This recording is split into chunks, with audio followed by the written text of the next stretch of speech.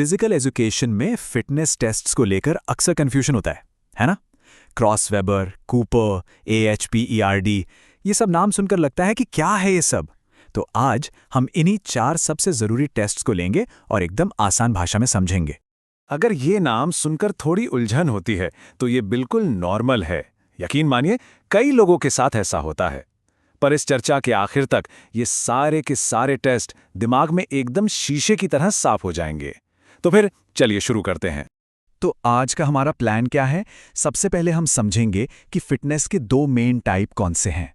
फिर हम टेस्ट की सीधी टक्कर करवाएंगे, क्रॉस वेबर और AHPERD के बीच, और फिर हार्वर्ड और कूपर के बीच। आखिर में सब कुछ समेटेंगे और एग्जाम के लिए कुछ ज़रूरी टिप्स भी देखेंगे। तो सवाल ये उठता है कि इन टेस्ट्स में इतनी कन्फ्यूजन होती ही क्यों है? वजह सीधी सी है। ये सब के सब फिटनेस नाम की एक बड़ी छतरी के नीचे आते हैं, लेकिन नापते अलग अलग चीज़ें हैं। चलिए इसी को समझने के लिए आगे बढ़ते हैं। और इस कन्फ्यूजन को दूर करने का सबसे पहला और सबसे ज़रूरी कदम है फिजिकल फिटनेस के 2 बड़े हिस्सों को समझना। देखिए, ये जो स्लाइड है ना, ये पूरी बातचीत की जड़ है। एक तरफ है हेल्थ रिलेटेड फिटनेस। इसका मतलब है एक सेहतमंद जिंदगी जीने के लिए कम से कम जितनी फिटनेस चाहिए, मतलब इतनी फिटनेस कि इंसान बीमार होकर बिस्तर पर ना पड़े। और दूसरी तरफ है मोटर रिलेटेड फिटनेस। ये वो फिटनेस है जो किसी खिलाड़ी को मेडल जीतने में मदद करती है, मतलब स्किल बेस्ड फिटनेस। तो अब जब हमने ये बेसिक फर्क समझ लिया है, तो चलिए पहले 2 टेस्ट्स को आमने सामने रखते हैं। ये दोनों टेस्ट हेल्थ और मोटर फिटनेस के फर्क को एकदम साफ कर देंगे। तो सबसे पहले है क्रॉस वेबर टेस्ट। देखिए, इसका किसी के एथलेटिक स्किल से कोई लेना देना नहीं है। इसका बस एक मकसद है, ये चेक करना कि शरीर में कम से कम उतनी मांसपेशी ताकत और फ्लेक्सिबिलिटी है या नहीं, जिससे लोअर बैक पेन जैसी आम दिक्कतों से बचा जा सके। इसे एक बेसिक हेल्थ चेकअप की तरह समझ सकते हैं। तो मतलब सीधा सा है, ये टेस्ट हमारी रोज़मर्रा की ज़िंदगी के लिए जो सबसे ज़रूरी मूवमेंट्स होते हैं उनको जांचता है, बस इससे ज़्यादा कुछ नहीं।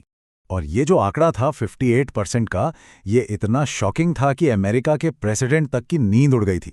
ये कोल्ड वॉर का ज़माना था, तो बच्चों की फिटनेस को सीधे सीधे देश की सुरक्षा से जोड़कर देखा गया।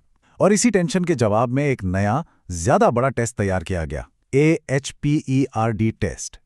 अब AHPERD ये कोई एक अकेला टेस्ट नहीं है। ये असल में कई टेस्ट्स का एक पूरा बंडल है, एक बैटरी है। इसे किसी स्टूडेंट की एथलेटिक काबिलियत का एक पूरा रिपोर्ट कार्ड कह सकते हैं, जो स्पीड, पावर, एजिलिटी ऐसी कई स्किल्स को एक साथ मापता है। और ये टेबल इन दोनों के बीच के फर्क को एकदम साफ कर देती है। क्रॉस वेबर का सवाल है, क्या शरीर सेहतमंद रहने के लिए फिट है? जबकि AHPERD पूछता है, क्या शरीर में खेलने कूदने की काबिलियत है? एक हेल्थ की बात करता है, दूसरा स्किल की। चलिए अब आगे बढ़ते हैं और 2 ऐसे टेस्ट को देखते हैं जो दोनों ही एंड्योरेंस यानी सहन शक्ति को नापते हैं, लेकिन दोनों का तरीका एकदम अलग है। ये एक तरह से शरीर के इंजन का टेस्ट है। तो हार्वर्ड स्टेप टेस्ट में जो सबसे ज़रूरी शब्द है वो है रिकवरी। ये टेस्ट ये नहीं नापता कि कोई कितनी देर तक एक्सरसाइज कर सकता है, नहीं, ये नापता है कि एक्सरसाइज खत्म होने के बाद उसका दिल और शरीर कितनी जल्दी वापस नॉर्मल होता है। तो इसका जो पूरा प्रोसेस है वो काफ़ी स्ट्रक्चर्ड है, और इसी वजह से ये दिल की रिकवरी करने की क्षमता का एक बहुत सटीक अंदाज़ा देता है कि हमारा शरीर स्ट्रेस से कितनी अच्छी तरह उभरता है। और अब बारी है कूपर टेस्ट की। ये सुनने में तो बड़ा सिंपल है, पर असल में ये विल पावर का एक ज़बरदस्त टेस्ट है। ये सीधे सीधे किसी के एरोबिक एंड्योरेंस यानी VO2 मैक्स को नापता है।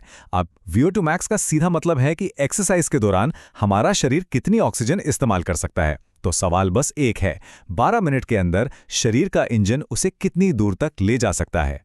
तो यहाँ पे जो सबसे बड़ा फर्क है वो है रिकवरी एफिशिएंसी और मैक्सिमम आउटपुट के बीच का। एक टेस्ट नापता है कि हम रुकने के बाद कितनी जल्दी नॉर्मल होते हैं, और दूसरा नापता है कि हम चलते हुए कितना दम लगा सकते हैं। ठीक है, तो अभी तक हमने जो कुछ भी समझा है उसे एक ही जगह पर एक स्लाइड में देख लेते हैं। ये समझिए कि ये हमारी फाइनल चीट शीट है। तो ये रही हमारी मास्टर टेबल। यहाँ एक ही नज़र में सब कुछ साफ है। कौन सा टेस्ट किस साल आया, उसे किसने बनाया और उसका मेन मकसद क्या था। एकदम सिंपल। हार्वर्ड मतलब रिकवरी, क्रॉस वेबर मतलब बेसिक हेल्थ, AHPERD मतलब स्किल्स और कूपर मतलब मैक्सिमम एंड्योरेंस। चलिए अब एक छोटा सा रैपिड फायर राउंड हो जाए ताकि एग्जाम में जो सबसे ज्यादा कंफ्यूज करने वाले फैक्ट्स हैं वो दिमाग में अच्छे से बैठ जाएं। तो पहला सवाल, क्रॉस वेबर टेस्ट के जो 6 आइटम हैं उनमें से कितने फ्लेक्सिबिलिटी यानी लचीलेपन को टेस्ट करते हैं? सोचिए जरा, क्योंकि यहां अक्सर लोग गलती करते हैं। जवाब है सिर्फ एक। जी हां, सिर्फ एक। वो है फ्लोर टच। बाकी के जो 5 आइटम हैं वो सब के सब मस्कुलर स्ट्रेंथ को टेस्ट करते हैं। ये छोटी सी बात है, पर इस पर ध्यान नहीं दिया तो नंबर कट सकते हैं। अच्छा, अगला सवाल यह है कि ASPERD टेस्ट बैटरी में लड़कियों के लिए पुलअप्स की जगह कौन सा विकल्प होता है? ये एक बहुत ही क्लासिक सवाल है जो अक्सर पूछा जाता है। और इसका सही जवाब है फ्लेक्स्ड आर्म हैंग। इसमें शरीर को ऊपर खींचना नहीं होता, बल्कि एक ही पोजीशन में होल्ड करके रखना होता है, जिससे स्ट्रेंथ का पता चलता है। ये बहुत जरूरी डिटेल है। और अब हमारा आखिरी सवाल। ये सवाल सीधा कूपर टेस्ट के डिजाइन से जुड़ा है।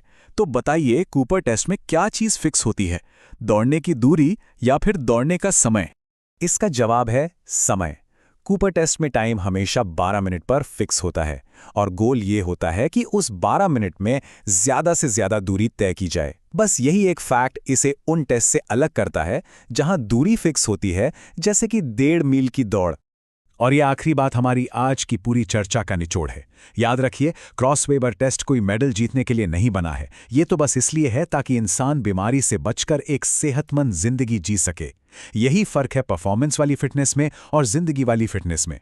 तो अब ये सोचना है कि हमारी अपनी फिटनेस का लक्ष्य क्या है, मेडल जीतना या सिर्फ सेहतमंद रहना? इस पर जरूर सोचिएगा।